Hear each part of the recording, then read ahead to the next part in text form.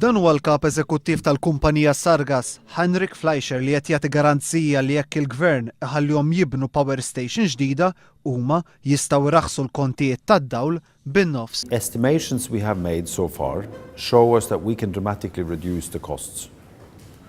Are you guaranteeing this? I would guarantee that, yes. Fleischer iltaqa' mal-Prim Ministru 18-il xahar ilu minn dakinhar sal-lum baqa' qatt ma sema minn għandu u dan għax il-Prim Ministru njora l-proġett propost lilu minn din il-kumpanija.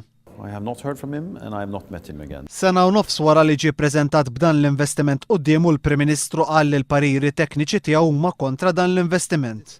Imma Fleischer iwieġeb hekk.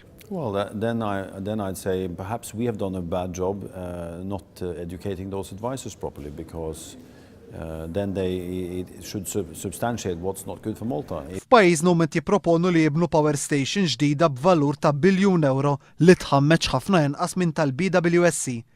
Huma qalu li jekk il-gvern ma jridhomx huma lesti jmorru x'imkien ieħor, madankollu tennew ix-xewqa tagħhom li lesti jaħdmu ma' gvern ġdid f'pajjiżna. I would work with any government, and if the government doesn't want to work with us, we'll find some work somewhere else. Mistoqsi dwar il-proposta tal-kap tal-Oppożizzjoni li b'mod sostenibbli u realistiku gvern ġdid iraqqas il-kontijiet tad-dawl, Fleischer qal li din hija proposta fattibbli u tista' ssir. I think so.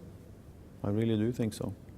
And I think that others are thinking so as well, which is why we have great demand for this product now, and we are actively pursuing building these plants around the world. Mistoqsi dwar il-proposta tal-gvern li pajjiżna jibda jimporta l-elettriku mill-Italja, Fleischer għalhekk. Dead wrong. I think they should export energy to Italy.